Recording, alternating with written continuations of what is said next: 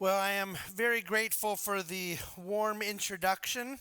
I'm grateful to be here and to share a few thoughts with you tonight. He teed it up by saying he thinks I can be effective sort of debating with a panel on television, and I will share with you a little secret as to how what the number one thing is that makes somebody a good debater is a bad opponent. And I don't think that that's the A team that I'm often having to argue with on television sets. My late father at times was stuck debating people who were more formidable, but he was the far superior debater of the two, as I found out on an almost nightly basis at what we call family dinner. I want to start by asking a question that is going to lead into where I want to go with our talk tonight. And although the bulk of the talk is not interactive, I'll start with actually really seriously opening it up to the audience for a real life answer. It's not a quiz, you can get it wrong, but take your best guess. And we're going to do a much more real interaction during the Q&A at the end of the talk. But I'd like somebody to tell me what you think wealth is. Is there anyone who's willing to just take a stab at defining the term wealth? Wealth is relationships. Okay, can you pay your bills with relationships? Yeah, right. I think what you're doing there is admirable, but my guess is my guess is that what you mean is that wealth is stuff that is important, and relationships are ultimately very important. Therefore, relationships are wealth. But I'm actually asking literally what wealth is. I'm asking in an economic context. I'm asking in the purposely material realm. And I think that one would define relationships as something that meets certain emotional and psychological and social and indeed spiritual needs, but probably wouldn't be in the same category of what we mean by wealth, as important as relationships may be. But how else might somebody consider defining the word wealth?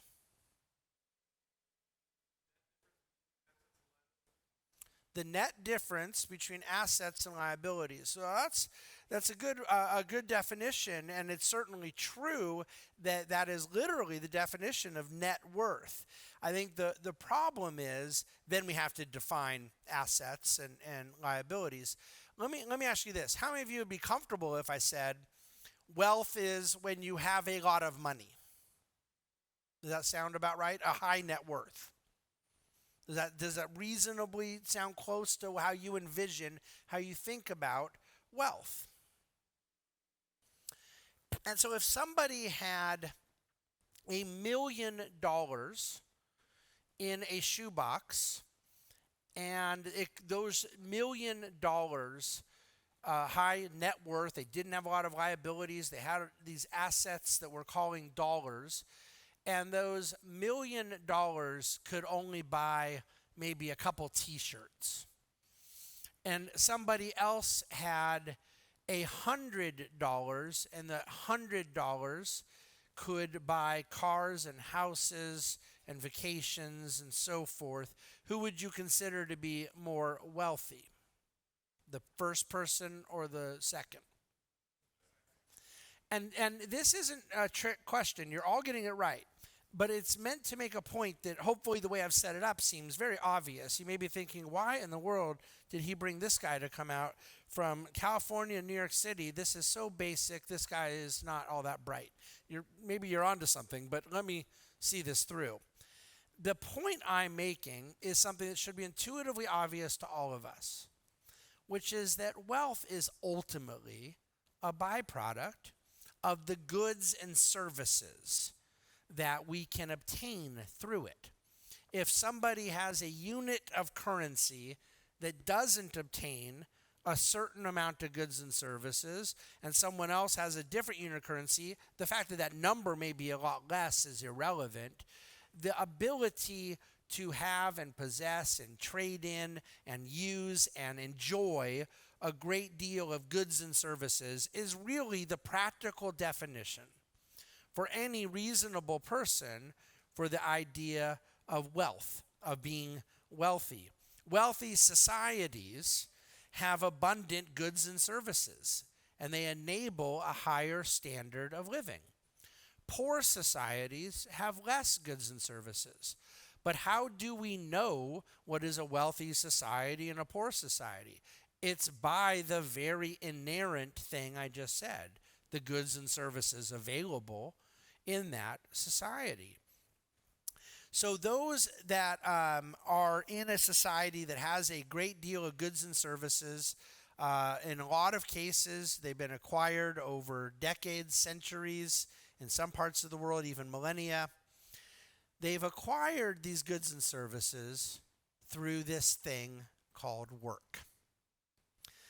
That is what work is: the production of goods and services that meet the needs of humanity.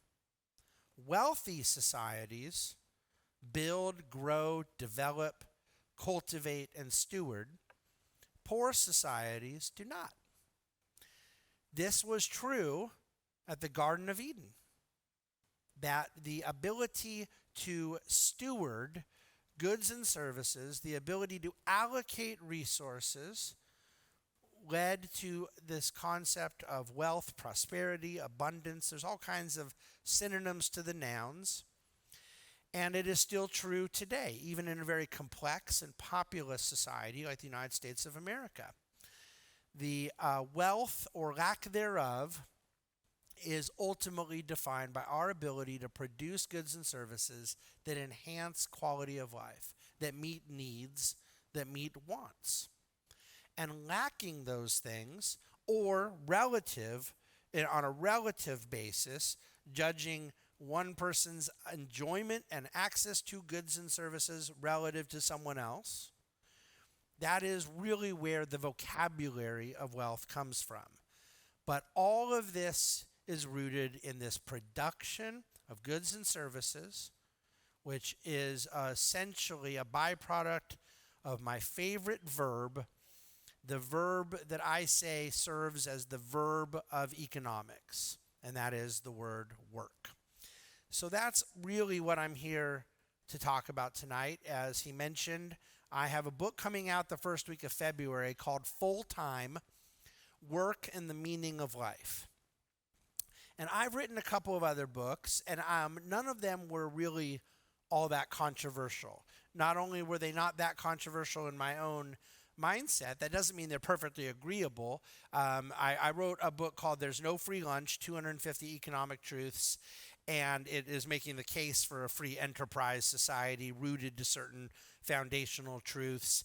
So I don't consider it super controversial. Most people in America are comfortable identifying as some form of an advocate of a market economy.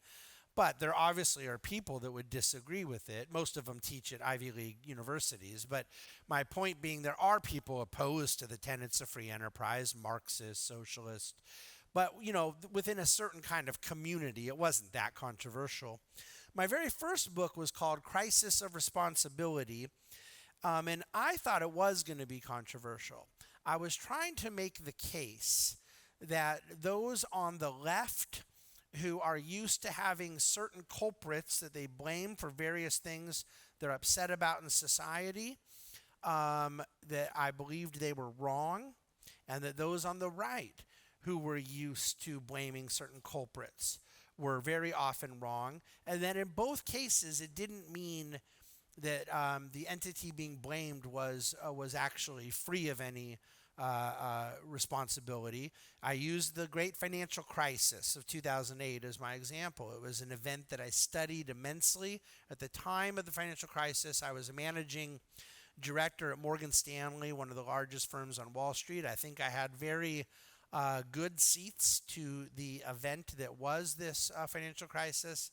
And I read 75 books, which I believe is all that have been written on the subject. There is, I promise you, nothing else that needs to be written about it. It's all been said Most of it was not garbage. There's a lot of garbage written about it too, but most of it was incomplete. And you had books on the right saying the government did it or the Fed did it. And you had books on the left saying Wall Street did it or corporate greed did it.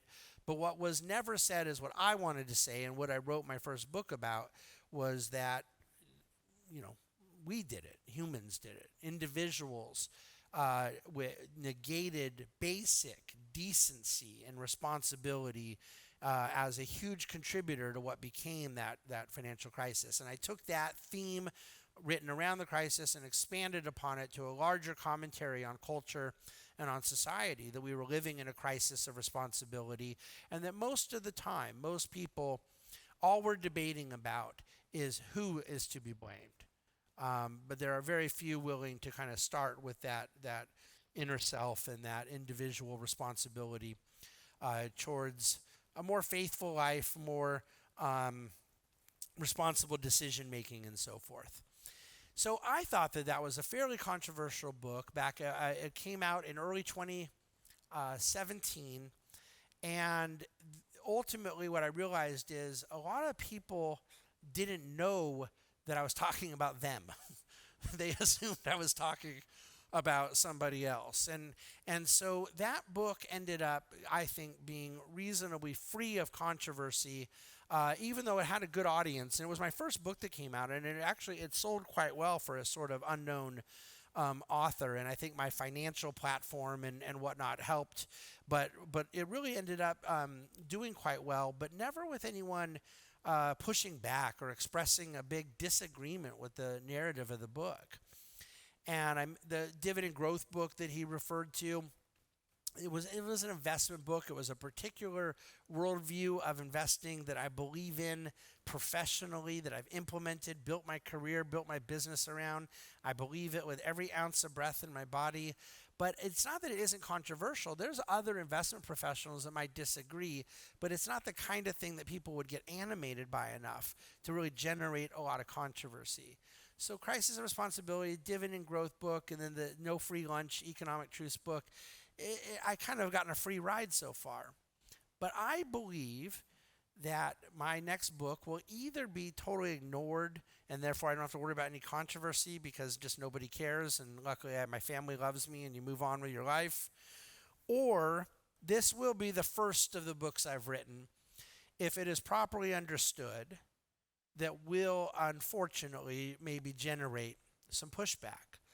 I don't expect that my largely Christian audience will take all of the book well, because I am arguing in the book that work is the meaning of life. And I'm arguing that the Christian church in particular is a major culprit in how we've gotten so far away from a proper theological understanding of work, what I refer to as the verb of economics. I want us to get back to the Garden of Eden and understand, in a pre-fall world, a pre-sin world, theologically what God himself said about creation, about the human person, why he was creating us, what we were created for, and what the Bible goes on to say over and over again. And I think that reclaimed theology from the Garden of Eden forces us to have a very different understanding of what we're here on earth to do than we often have. But one of the things I do in the book is say that I think a lot of people in pulpits can't properly caution their congregation, exhort their congregation, encourage their congregation towards a higher work ethic or more ambitious understanding of career, vocation, work, and calling, because oftentimes a great deal of pastors themselves suffer from an adequate work ethic. I think this is more true in modern times, and indeed very modern times, where we often see in evangelical circles pastors become visionaries and other forms of just people that don't do anything whatsoever. So that was just a joke. Sort of. I do believe that we need a greater resurgence of work ethic from our pulpits and our pews. And I make this case charitably. The book isn't belligerent. It's not in me to write with that style, but it is, I hope, pointed enough that it will generate the controversy to say, wait a second, is what this guy is saying true? Did God make us to work? Where is he getting that from? And is it true that, as I write in the final chapter of the book, chapter 10 is called Imbalancing Act, Our Obsession with Work-Life Balance, that the very idea of work-life balance is patently unbiblical, completely, totally devoid of any basis in Scripture. And you say, well, wait a second. The Scriptures do talk about certain things that we're to do outside of work. They most certainly do. And I believe that if we had the proper work-rest paradigm, we would never have to talk about a work-life balance. And it is the language here that matters. Language matters a lot more than we say it does. I'm not trying to nitpick here about words or semantics. But when we say we need to balance our work and our life, what is the obvious implication of what was said? That our work exists outside of our life. And we're to balance the two together. So in one hand is all the work stuff, work responsibilities, work duties, work time. But then the other is life, the family, commitments, recreation, enjoyments, hobbies, passions. And we need to blend these things where there's room for the work thing and then the life thing. But my view is that no, work is part of life. And I'm not trying to asset allocate my way into 60% of time with work and 40% with life, or 80% with life and 20% with work. This isn't a yin-yang exercise. It isn't for God.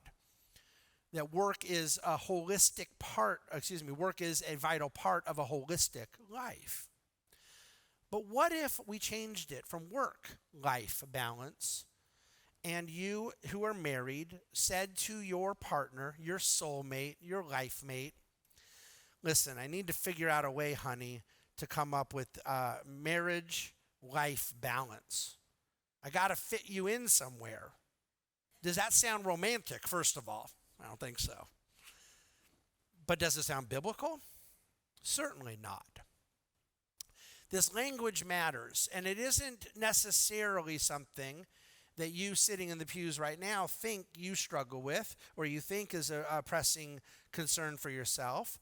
But I want you to think about the messaging that we have to younger people right now, particularly those in what are called Gen Z, those that are into their 20s and 30s. And any of you that either own a business or in a position, a supervisory responsibility in a business, tell me that the birthright of people in between, let's call it age 21 and 39, is not some form of work-life balance. What is my time off? When do I get to the gym? When do I get more relaxation time? There is this obsession with these two things that if we just simply recovered the biblical narrative, which I think was modeled really quite precisely by our Creator, the original worker, God himself, who worked for 6 days and rested on the seventh, and who provided all in one commandment, a normative, that we have decided to make the first half of optional and the second half of sometimes normative. Many don't even do that. But even those who do hold to a strong view of Sabbath theology, some form, I don't need to get into the details right now of what that looks like, how it needs to be implemented, enforced. And so, there obviously over hundreds of years, there's been a lot of debate, discussion as to what the Sabbath is supposed to look like. I think it's important discussion. I have my own opinions on it. My late father had opinions on it too, and mine are not necessarily the exact same as his on this point. I very rarely say that, by the way, so you're not going to find me disagreeing with him often. On this case, every now and then there may be, but it's actually outside of the point I'm making. The point I'm making is that there is some concept of a Christian Sabbath that is rooted in a mathematical ratio in Scripture. And in the commandment to rest on the Sabbath, it starts with the commandment, 6 days shalt thou work. And what we have done in a modern economy where most people can make a living without having to work 6 days, and most goods and services can circulate throughout the economy efficiently without 6 days, is we've assumed that that part was optional and that we can work much less and then the rest part either fits in or it doesn't. I would suggest a lot of people might have a poor Christian theology of rest because they have a poor Christian theology of work.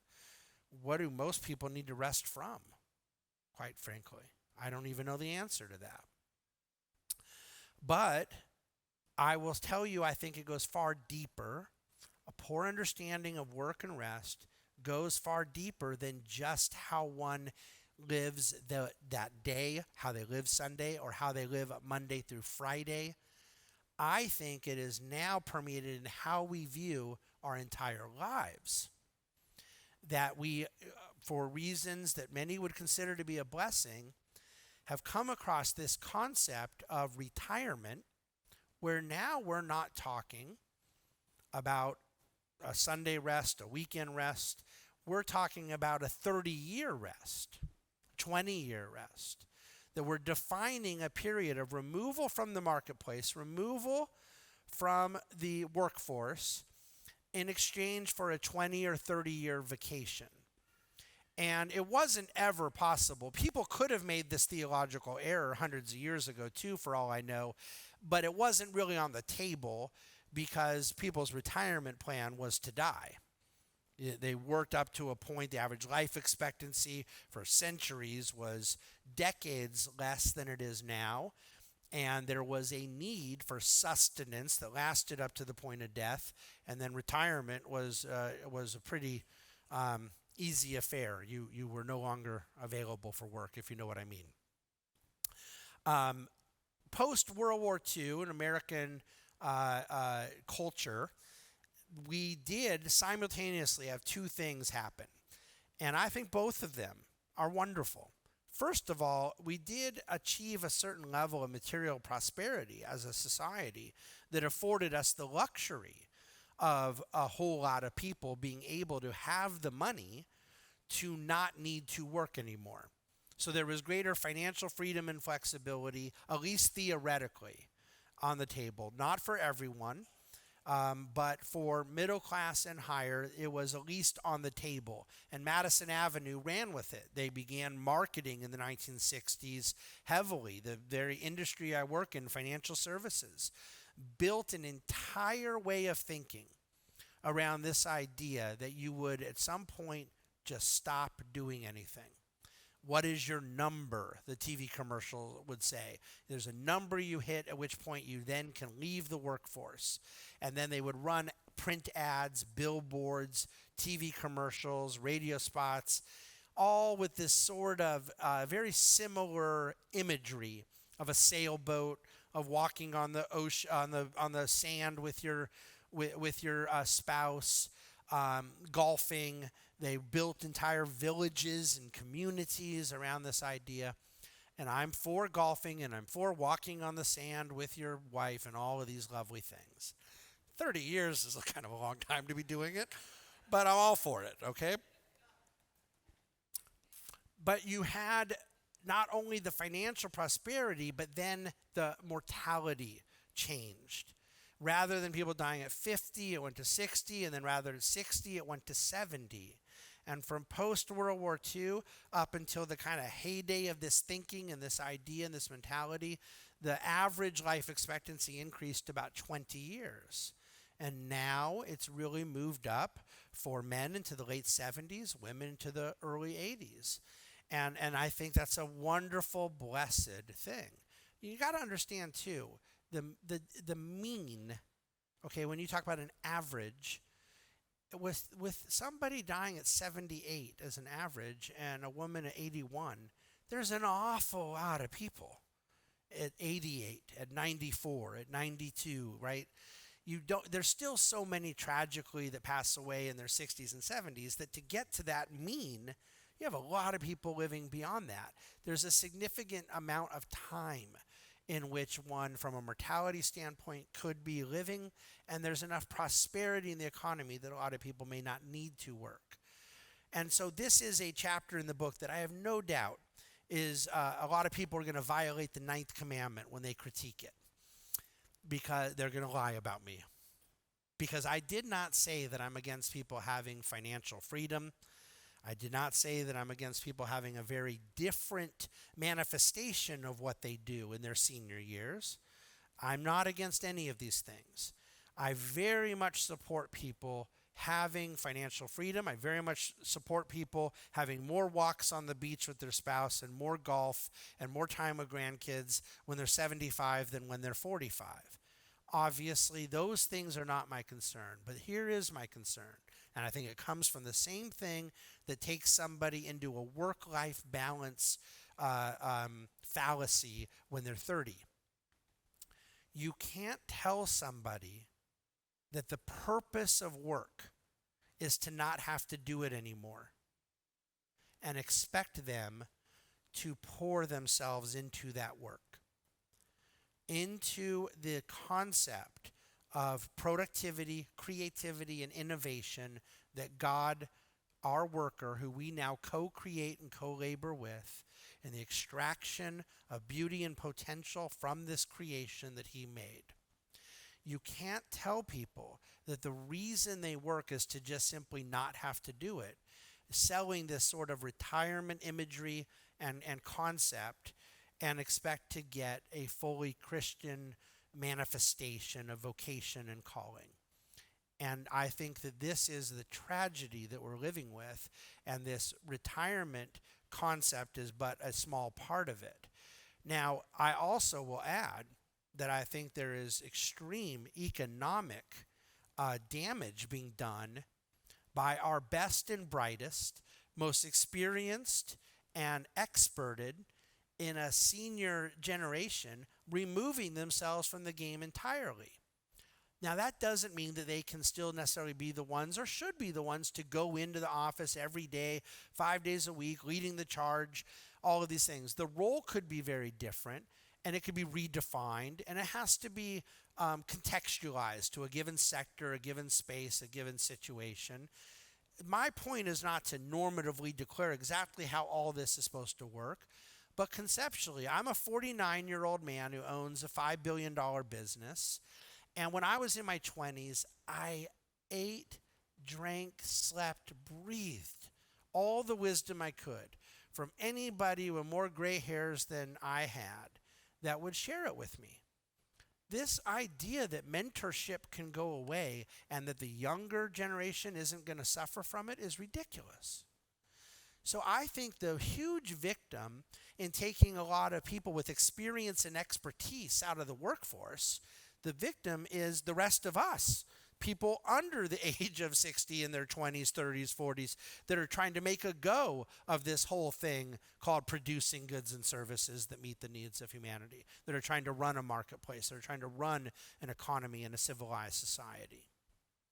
But there's another victim too, and that is the worker themselves, that is removed from a place of usefulness, removed from a place of being appreciated, contributing, serving, and all of that I say with the complete, I want to make this caveat over and over again because I'm kind of doing a dress rehearsal for when the book comes out, and I want to prepare myself for this false criticism that's coming.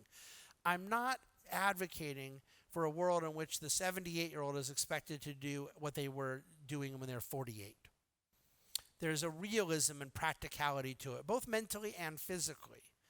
I'm simply saying that those things exist on a continuum, and that there is a place in the continuum where we want their productivity, we want their effort, and to state no, their point of their life is to get to this thing called a retirement, which we define as a 30-year vacation, that concept undermines a Christian theology of work.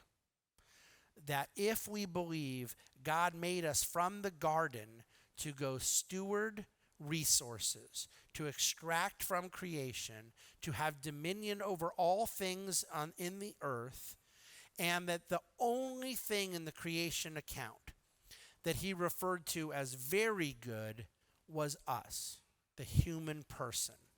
And it was a description of us because of our charm and good looks? No. What was the unique differentiator of the human person from the animal kingdom, the birds, the fish, the plant kingdom, the mountains, the lakes? What was the differentiating characteristic? That he made us with dignity as image bearers of him. And what is the context in that we are hearing this very description in Genesis chapter 1? God working to create the world, resting on the seventh day, and God creating the world, teeing it up for us to go add our uniquely human ingenuity, productivity, and creativity to that raw material, the raw material of earth. And I say this all the time. I think it's an important economic concept, but it ties in to this theology of vocation and work. This iPhone that I bet most of you have, and that most, literally, in every sense of the word, the most successful consumer product in history. There is not a single thing in this phone, nothing, that didn't exist at the creation of the world. The raw materials that led to plastic, that led the silicon, the sand, all of the different things that are just essentially raw materials that get processed. And this is true of almost everything we do. You're sitting in a wooden pew, and we know wood came from the creation of trees that then gets manicured, processed, oftentimes made beautiful. It gets finished. That's what we're here to do. That's the meaning of our lives. To work towards the glory of God by actually producing out of his creation. And the beauty of a thing like the iPhone is that the unique value proposition is not the rubber, plastic, sand, or raw materials, unfinished or processed. It's human ingenuity, human ideation, human creativity. It did start from what they say with the invention of the wheel. I still think that was a pretty good one. You know, I don't, no pun intended, but we've been rolling downhill ever since. I thought it was good. I think about that one. I don't think I'm going to use it again. I didn't get the response I was hoping for. Time and time again, the advancement of civilization in a sense that we would call building wealth, adding to the quality of life because of the ability to enjoy goods and services that enhance our comforts, conveniences, wants, and needs.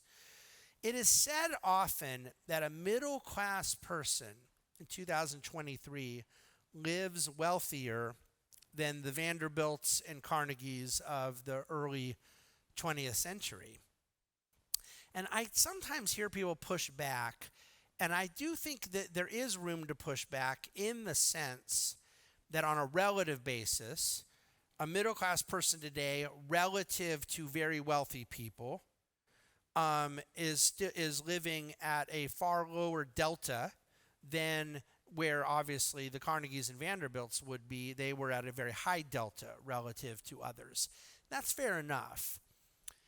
But let me give you a couple examples where maybe middle-class people in 2023 could be considered much wealthier than the Vanderbilts and Carnegies. Let's start with dentistry. Do you believe that there is greater ability to remove dental pain or to subside dental pain and solve dental complexities now for middle-class people than there was for the wealthiest man on earth in 1900? I promise you there was.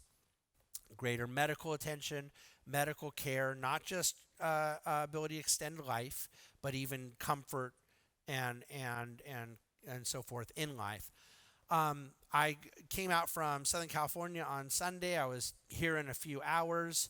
I have, in the last 2 days, spoken twice in Grand Rapids, once in Lansing, once back in Grand Rapids, and then here in Kalamazoo. And in between, have been on 2 television shows on Fox, all recorded from my hotel room on live streaming. And tomorrow we'll fly to New York City. Could Carnegie, Vanderbilt have done any of that 120 years ago?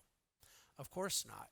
So we have this incredible advancement in economic life, leading to a greater quality of life through the production of goods and services.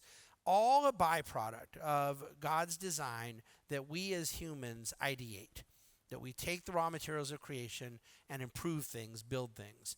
And all of it has come about from this idea of work. And this is essentially the premise of my belief about a market economy, that the more we are able to do as individuals, still maintaining a true passion for serving others, that's the beauty symbiotically of a free society. That I actually, in running a restaurant that cares about my customers, that wants to serve good food and have nice hospitality, I will have a more profitable restaurant. I will do better as I care more for the customers, right? And obviously there are situations in which there can be greed, there can be fraud. So there are people who can get ahead not caring about customers, but systematically a market economy does a very good job at aligning the interest of the risk taker with the person they're attempting to serve. And non-market economy, something more collectivist, socialist, interventionist, God forbid, totalitarian, have no such alignment. This is my fundamental thesis, and it all comes down to a view of the human person. God made us to work. God made us as individuals. Our dignity does not come from belonging to a given church. It does not come from belonging to a given state.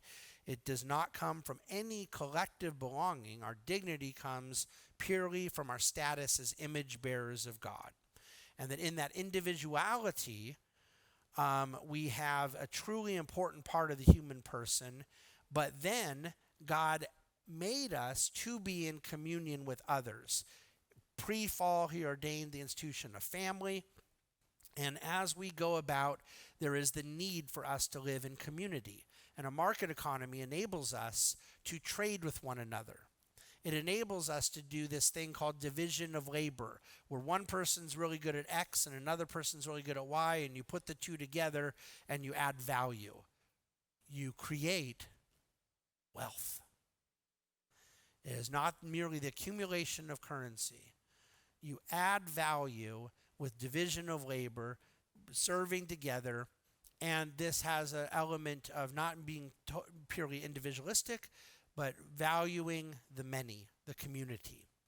And I think that this is the essence of an incarnational truth, of a Trinitarian truth, and it speaks to the human person as being all at once an individual made with dignity to work, but that our work is outward focused. Our work matters to God because the subject of the work matters. The worker, the person who is working, matters to God. And what they're doing, that action, the verb of economics, matters to God. And then at the same time, who is being served, the object of the work, matters. And that we effectively have no way of getting compensated, and never have, unless we are doing some work that meets the needs of others. Some contribution. And there are ways in which it may seem very minuscule, and ways in which it may seem very substantial. And the subjective value of prices and the the barrier to entry. We do pay NBA stars more than we pay plumbers and janitors, but that the work all matters to God, because the worker matters to God, and who is being served by the work matters. I believe that the need of the hour is the Christian church, all within this construct of understanding the human person, human nature, creational theology, to rediscover a vibrant love affair with work, rather than this mealy-mouthed, defensive, constant qualifying of whether or not we care about work. Yes, everyone, we think work's important, but remember, you have to XYZ.